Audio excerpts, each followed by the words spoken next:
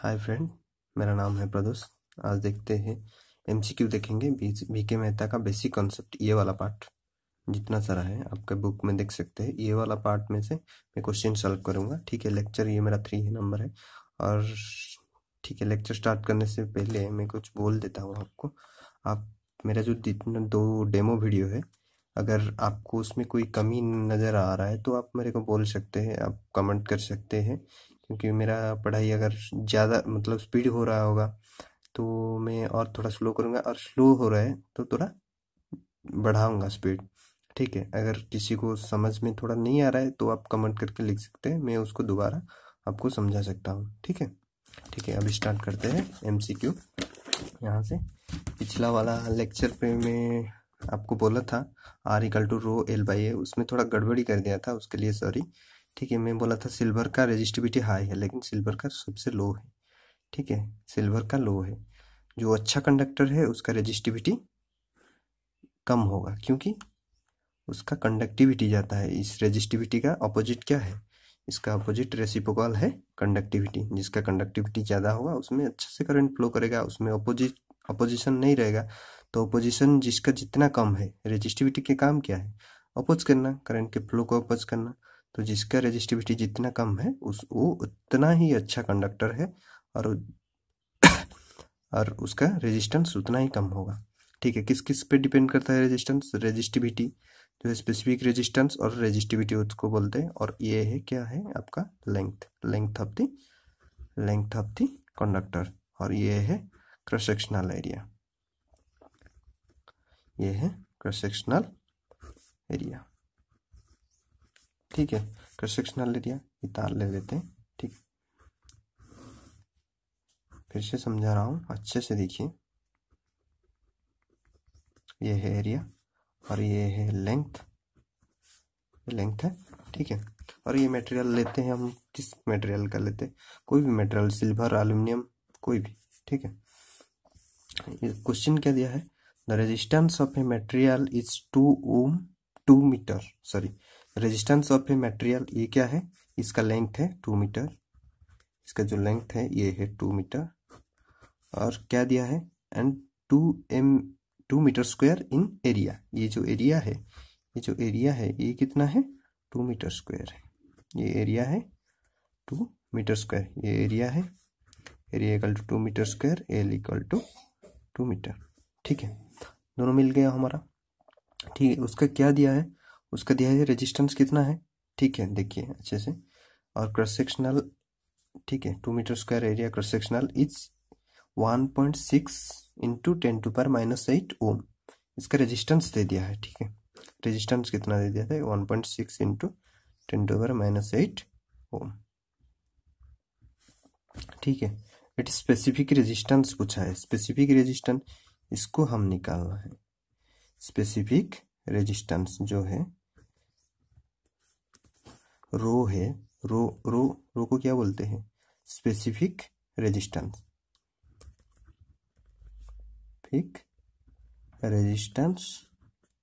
पूछा है, मांगा है स्पेसिफिक रेजिस्टेंस। अच्छा ठीक है, हम जानते हैं R=ρL/A। रो कितना हो जाएगा? दैट इम्प्लाइज रो हो जाएगा कितना ना, एरिया गुणा हो जाएगा R से, डिवाइडेड बाई L हो जाएगा। हमारा R कितना है? 1.6 इंटू 10⁻⁻8। ठीक है, -8 इंटू एरिया कितना है? मीटर है। एरिया कितना है? ये ओम में गया। अच्छा ठीक है, देखते हैं, इसका यूनिट भी निकाल देंगे इससे। पिछला वाला जो लेक्चर है उसमें मैं यूनिट भी बताया था, और इसमें भी आपसे प्रूव करके दिखा रहा हूँ। यूनिट है कितना? 2 मीटर स्क्वायर। ठीक है, डिवाइडेड बाय लेंथ कितना है? 2 मीटर। ठीक है, ये मीटर कट गया, मीटर हो गया, तो कितना हुआ? 1, ये 2 कट गया। ठीक है, और कितना रहा? 1.6 इंटू 10⁻⁻8। ये इसका यूनिट है ओम, और इसका यहाँ पे मीटर। तो कितना हो गया?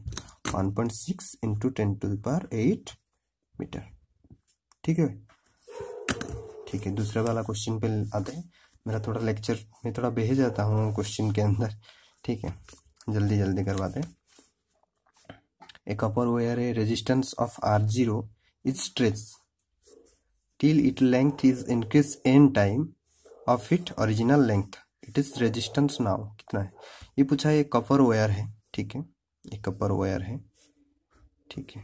पहले लेंथ था एल था, ठीक है, पहले लेंथ था एल था, ठीक है। इसको स्ट्रेच कर दिए हम, स्ट्रेच कर दिए, स्ट्रेच कर दिए, स्ट्रेच कर दिया। आपको बोला था स्ट्रेचिंग के बारे में मेरा, अगर स्ट्रेचिंग में और जानने चाहते तो मेरा पहला वाला लेक्चर देखिए, लेक्चर नंबर 2 जो अपलोड हुआ है उसको देखिए। उसमें से मैंने बहुत अच्छे तरीके से आपको समझाया है स्ट्रेचिंग कंडीशन में क्या होता है, ठीक है। इसका रेजिस्टेंस है R0, ठीक है, पहला वाला का। ये वायर नंबर कपर वायर ये 1 है। इसको स्ट्रेचिंग के बाद इसको 2 लेते हैं। कपर वायर सी लिखा हूँ कपर वायर का। एल ये बढ़ गया, क्या हो गया, एल बढ़ गया, एल बढ़ गया, कितना गुना बढ़ गया, ये दिया है कपर वायर को रेजिस्टेंस R0 था, ठीक है। स्ट्रेचिंग कर दिए जब हम, उसका लेंथ इंक्रीज क्या किया, कितना n टाइम, एल के गुणा n टाइम हो गया, ठीक है। Time of it original length L था, ठीक है, उसका n टाइम ले लेते हैं, ठीक है। इट रेजिस्टेंस नाउ विल भी कितना है, इसका रेजिस्टेंस कितना है, पहले तो R0 था, अब कितना हो गया, इतना हो गया, ठीक है। अब देखते हैं, मैंने आपको एक फार्मूला डिराइव करके दिया था स्ट्रेचिंग कंडीशन का, ठीक है। उसमें क्या था, इसको R0 ले लिए, इसको R1 ले लेते हैं, ठीक है। इसको क्या लिखा था मैंने कि R जो है स्ट्रेचिंग कंडीशन में डायरेक्टली प्रोपोर्शनल टू L², ठीक है, स्ट्रेचिंग कंडीशन में, ठीक है। आपको फॉर्मूला डिराइव करता है, आप चाहे तो पिछला वाला लेक्चर देख सकते हैं, कैसे हम स्ट्रेचिंग कंडीशन का बेसिक कंसेप्ट क्लियर किया था मैंने, उसको देख सकते हैं, ठीक है। तो उसी के हिसाब से हमारा क्या हो गया, R0/R1 इक्वल टू एल का स्क्वायर, लेंथ का स्क्वायर डिवाइडेड बाई पहले जो लेंथ था उसका डिवाइडेड बाई अभी जो नया लेंथ कितना हुआ, n इंटू एल, इसका स्क्वायर, ठीक है, का स्क्वायर, ठीक है। इसका कितना हो जाएगा, R0/R1 इक्वल टू एल का स्क्वायर, तो स्क्वायर हो गया, ठीक है, n का स्क्वायर, n² इंटू L², ये L² कट गया, ठीक है। अब कितना रहा, इसको इधर लेते, इसको इधर लेते, ठीक है, क्रॉस मल्टीप्लिकेशन करते हैं, ठीक है। R0 into n² equal to R1, ठीक है। R1 जो है वो है क्या, R1 जो है ये क्या है, R1 है नया वाला रेजिस्टेंस। नया वाला रेजिस्टेंस अब कितना हो जाएगा ना, पहला वाला रेजिस्टेंस का n² टाइम हो जाएगा, ठीक है। अब समझ में आया, मैं फिर से समझा रहा हूँ, आपको दिखा रहा हूँ, ठीक है। मैं आपको पहला वाला जो लेक्चर है उसको फिर से दिखा रहा हूँ, ठीक है। अब आप देख सकते हैं, ये स्ट्रेचिंग कंडीशन में मैंने बोला था लेंथ क्या हो जाते हैं, रेजिस्टेंस का रेजिस्टेंस प्रोपोर्शनल टू L² का प्रोपोर्शनल होता है, ठीक है। अगर ये 2 गुना बढ़ा तो ये कितना गुना बढ़ जाएगा, 4 गुना बढ़ जाएगा, इसको स्क्वायर हो जाएगा तो कितना बढ़ जाएगा, 4 गुना। उसी के हिसाब से R1/R2 इक्वल टू, देखिए, पहला वाला रेजिस्टेंस डिवाइडेड बाई स्ट्रेचिंग के बाद जो रेजिस्टेंस है वो डिवाइड हो जाएगा, तो पहला वाला लेंथ का स्क्वायर डिवाइडेड बाई स्ट्रेचिंग के बाद जो लेंथ है, ठीक है। अगर एरिया हुआ तो देखिए, एरिया हुआ तो पहला वाला जो रेजिस्टेंस है डिवाइडेड बाई स्ट्रेचिंग के बाद जो रेजिस्टेंस है इक्वल टू जो स्ट्रेचिंग के बाद एरिया है। इसको देखिए अच्छे से, देखिए ये L1 लिखा हूँ, यहाँ पे A2 लिखा हूँ, क्यों लिखा हूँ, क्योंकि ये इन्वर्सली प्रोपोर्शनल है, रेजिस्टेंस के साथ एरिया जो है इन्वर्सली प्रोपोर्शनल है, लेकिन स्क्वायर टाइम प्रोपोर्शनल है, ठीक है। उसके बाद आपको बोला था डायमीटर, अगर रेडियस दिया होगा तो आपको ये फॉर्मूला आ जाएगा, R1/R2 equal to R2 divided by R1 का इसका टोटल टू द पावर 4, ठीक है, इक्वल टू, अगर आपको ये रेडियस दिया होगा, अगर ये आपका डायमीटर दिया होगा तो डायमीटर स्ट्रेचिंग के बाद जो डायमीटर है उसका to the power 4 divided by diameter जो पहले से था उसका टू द पावर 4, ठीक है। ये आपको फॉर्मूला दे दिया हूं मैंने, ठीक है। अब देखिए क्या है ना, क्वेश्चन दिया है, the temperature coefficient of resistance of a wire is 0.001 1 to 5 per degree Celsius at 300 Kelvin. It resistance is 1 ohm. ठीक है, the resistance of the wire will be 2 ohm at dash degree Kelvin. ठीक है, इसका क्या पूछा है? इसका पूछा है कि टेम्परेचर कोफिशिएंट दे दिया है कितना, इतना टेम्परेचर कोफिशिएंट दिया है कितना, पर डिग्री सेल्सियस। टेम्परेचर कोफिशिएंट क्या है देखेंगे। ठीक है, क्या पूछा है? टेम्परेचर कोफिशिएंट दे दिया है और दे दिया है क्या, एक मटेरियल का कि 300 केल्विन पे 1 ओम है, तो कितना 2 ओम हो जाएगा कितने केल्विन पे। ठीक है, देखते हैं अभी टेम्परेचर कोफिशिएंट ऑफ रेजिस्टेंस क्या है। ठीक है, टेम्परेचर कोफिशिएंट ऑफ रेजिस्टेंस देखिए, डिफरेंट मटेरियल का डिफरेंट होता है क्या टेम्परेचर कोफिशिएंट ऑफ रेजिस्टेंस। ठीक है, वही चीज़ क्या होता है ना, टेम्परेचर जब बढ़ जाता है कोई चीज़ का, ठीक है, उसका रेजिस्टेंस बढ़ जाता है, और कितने हिसाब से बढ़ता है वो मटेरियल के ऊपर डिपेंड करता है। Aluminium, silver, Kapoor.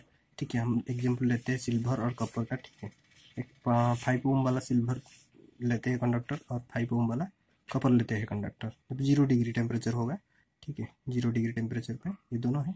ठीक है, जब 100 डिग्री टेम्परेचर हम बढ़ा देंगे, इसका क्या हो जाएगा, इसका कुछ रेजिस्टेंस बढ़ जाएगा और इसका कुछ अलग बढ़ जाएगा, दोनों सेम नहीं होगा। ठीक है, उसी जो डिफरेंस है दोनों में, जो डिफरेंस है डिफरेंट मटेरियल का क्या होता है, different temperature coefficient of resistance. उसका यूनिटी क्या है, यूनिटी है पर डिग्री सेल्सियस। आप अगर आप चाहते हैं इसके ऊपर मैं और थोड़ा डिटेल में पढ़ाऊँ तो आप कमेंट करके लिख सकते हैं। ठीक है, अब आते हैं, ठीक है, क्वेश्चन पे। ठीक है, 300 केल्विन टेम्परेचर पे कितना था रेजिस्टेंस, 1 ओम था, और वो पूछा है कितना टेम्परेचर में 2 ओम हो जाएगा अगर उसका टेम्परेचर ऑफ कोफिशिएंट इतना हुआ तो। ठीक है, अब देखते हैं। ठीक है, मान लेते हैं T1 टेम्परेचर, मतलब पहला वाला टेम्परेचर को T1 और आखिरी वाला टेम्परेचर जो मांगा है 2 ओम पे, उसका ले लेते हैं कितना, उसका लेते हैं T2 ले लेते हैं, और पहला वाला जो रेजिस्टेंस है उसका R1, और जो आखिरी वाला रेजिस्टेंस जो 1 ओम है R1 लेंगे, और 2 ओम है उसको R2 लेंगे। ठीक है, अब आते हैं दूसरे क्वेश्चन पे।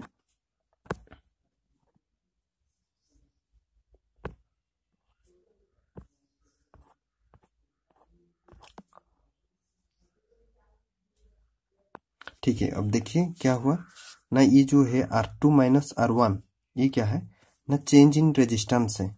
ठीक है, और ये जो T2 माइनस T1 है, T2 माइनस T1 है, ये है चेंज इन टेम्परेचर है।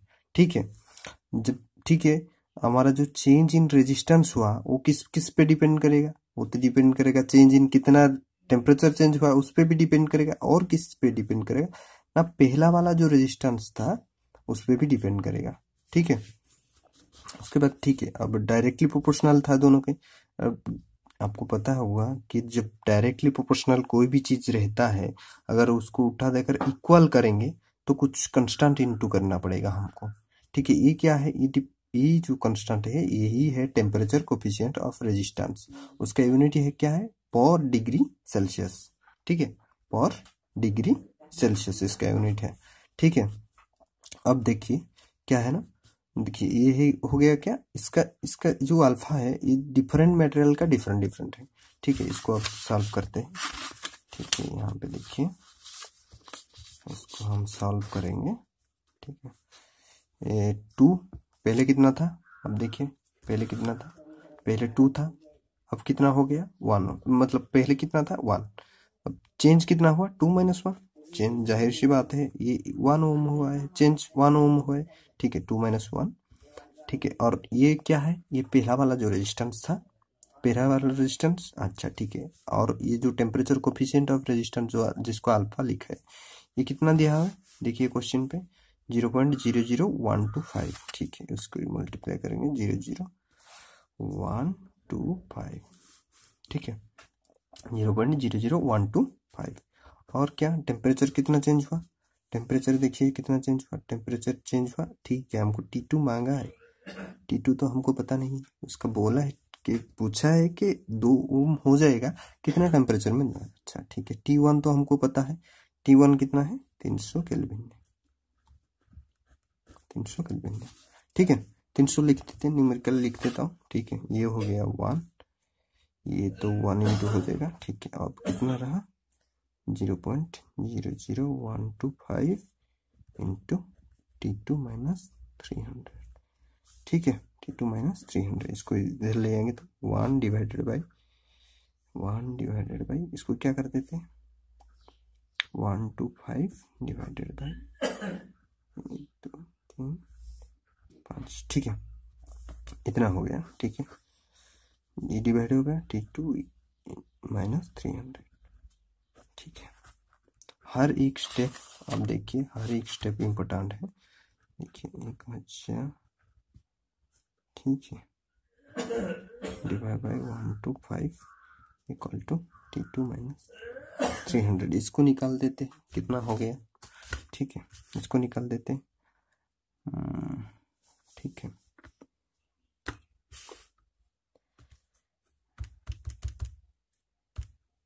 वन टू फाइव, ठीक है, ये कितना हो गया 800 हो गया, that implies 800 equal to T2 minus 300, ठीक है, that implies T2 equal to कितना हो गया, ये मिल जाएगा तो कितना हो जाएगा 8 3 11, ठीक है, 11 केल्विन, ठीक है। आप सोच रहे होंगे ये तो सर हमने जो देखा था, अल्फा जो देखा था उसका बोला था यूनिटी कि 0 पर डिग्री सेंटीग्रेड है, आप तो बोल रहे केल्विन में है टेम्परेचर, तो इसको कैसे किए, क्योंकि मैं कर दिया ऐसे किया कि जो केल्विन है, केल्विन और सेल्सियस, इन दोनों का जो हायर पॉइंट है और लोअर पॉइंट है उनका डिफरेंट 100 केल्विन है, इसका भी डिफरेंट जो है इसका भी 100 है, ठीक है। उसी हिसाब से आप इसको भी कर सकते हैं, केल्विन को क्या कर सकते हैं, इसको सेल्सियस में कर सकते हैं, सेल्सियस में करेंगे, देखिए सेल्सियस में अगर करता हूँ, ठीक है, सेल्सियस में करूँगा तो ये क्या हो जाएगा, केल्विन जो है जितना भी टेम्परेचर है केल्विन माइनस 273, ठीक है, कितना हो गया 273, तो कितना कर देंगे सेल्सियस हो जाएगा तो केल्विन हो जाएगा 300 माइनस 273 इक्वल टू कितना हो जाएगा 27 डिग्री सेल्सियस हो जाएगा, ठीक है।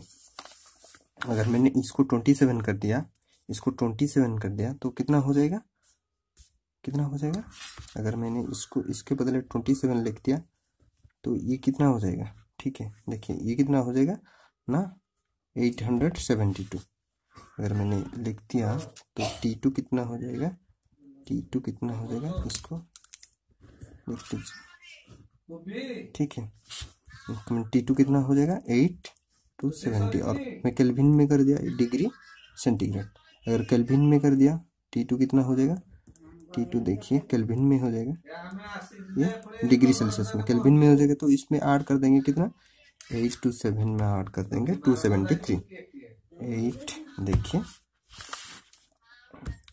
8 to 7 प्लस 273, ठीक है, 273 इक्वल टू कितना हो जाएगा 1100, वही 1100 केल्विन, ठीक है।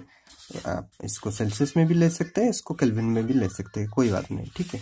आपको हमको आंसर मिल गया कितना 1100, ठीक है, आंसर मिल गया 1100, और इसका जो आंसर है n² जो आपको दिखाया था यहाँ, देखिए ये है n² इंटू r, ठीक है, और इसका आंसर है 1.67, ठीक है।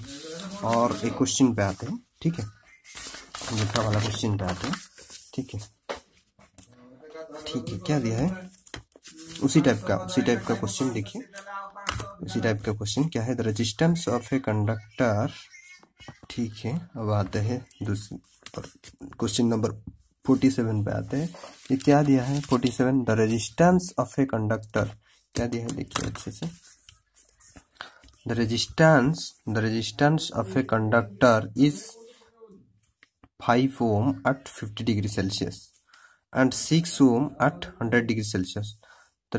What is the resistance at 0 degree? मतलब पूछा है 0 डिग्री पे कितना होगा, जाहिर सी बात है मैथ का क्वेश्चन है, आप कर सकते हैं, कोई बात नहीं, ठीक है, ठीक है। पहला कितना था, देखिए पहला कितना था ना 5 था, देखिए 5 ohm जब था इसका टेम्परेचर कितना था ना 50 सेल्सियस था, ठीक है।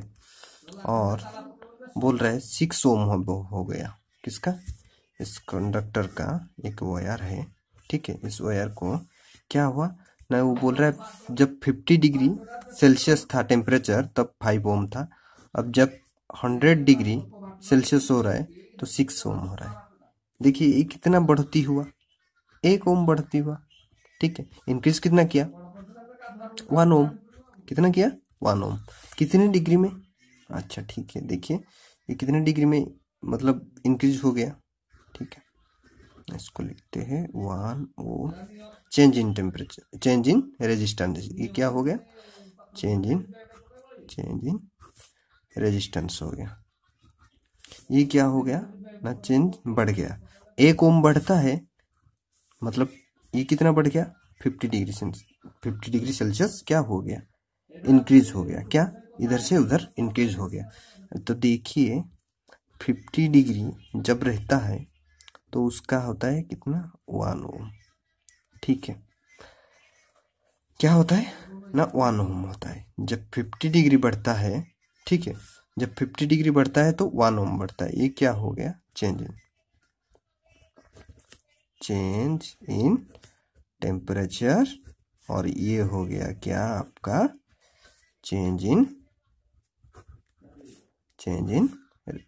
क्या हो गया? रेजिस्टेंस, ठीक है। हम देखें कितना होगा, कितना कम जाता है। अच्छा ठीक है, हमको और कितना घटाना है, देखिए 0 डिग्री करना है हमको, ठीक है। 0 डिग्री करना है। अब हमारा टेम्परेचर कितना है? अच्छा ठीक है, अब 50 डिग्री। अच्छा 50 डिग्री जब रहता है, ठीक है, हम इसको 0 कम कर देंगे। क्या? 50 को 0 कम देंगे तो 50 को हम 0 करेंगे तो इसमें कितना डिफरेंस हो गया? 50 डिग्री सेल्सियस, ये 0 डिग्री सेल्सियस। तो जब 50 था कितना टेम्परेचर था, कितना रेजिस्टेंस था? 5 ओम था। अब 0 डिग्री में ये जब 50 डिग्री को बोला क्या, इसको देखिए, इस टर्म को देखिए, अच्छे से देखिए। जब 50 डिग्री टेम्परेचर चेंज होता है, ठीक है, 50 डिग्री टेम्परेचर चेंज होता है, 1 ओम चेंज होता है, ठीक है। अब देखिए मेरा मेरा पहले 50 डिग्री था, उस तब कितना था? 5 ओम था। अब मैं 50 डिग्री घटा दे रहा हूँ क्योंकि मेरे 0 डिग्री में निकालना है। 0 डिग्री में, ठीक है, देखिए 0 डिग्री अब हो गया तो मेरा चेंज इन टेम्परेचर कितना हुआ? वही 50। तो चेंज इन रेजिस्टेंस कितना होगा? देखिए चेंज इन रेजिस्टेंस 1 ओम हो जाएगा। देखिए 50 डिग्री चेंज में 1 ओम चेंज होता है, 1 ओम चेंज हो गया तो 5 से 1 गया तो कितना हो गया? 4 ओम। अब कितना हो जाएगा? 4 ओम हो जाएगा। ये है आपका आंसर, ठीक है। ठीक है, ठीक है, आज के लिए बस इतना ही, ठीक है। आगे हम इसको करेंगे, इस क्वेश्चन वाला को। आप इसी टाइप का क्वेश्चन आप देखते हैं तो घबरा जाता है, लेकिन इस टाइप बहुत आसान है ये वाला क्वेश्चन।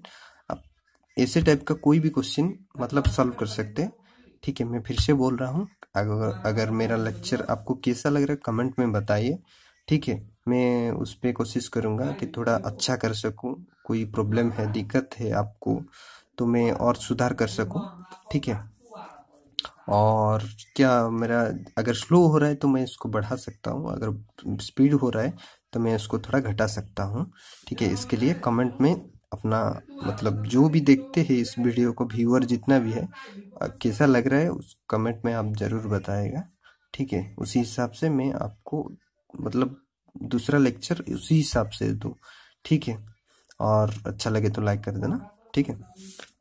ठीक है, थैंक यू। और नेक्स्ट मतलब जो लेक्चर होगा इसी टाइप का क्वेश्चन हम करेंगे, ठीक है। मिलते हैं, बाय।